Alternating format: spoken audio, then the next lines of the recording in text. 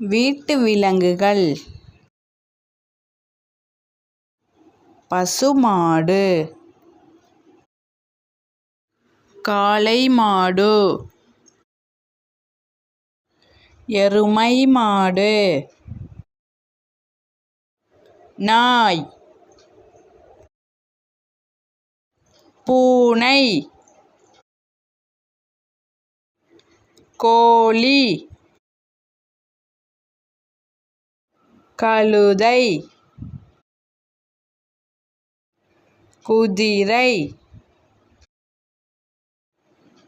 செம்மறி ஆடு, ஆடு,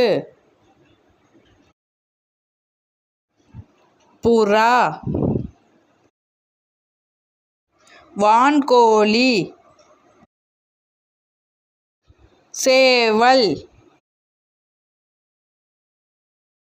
வாத்து, எலி, முயல், பன்றி, அணில்,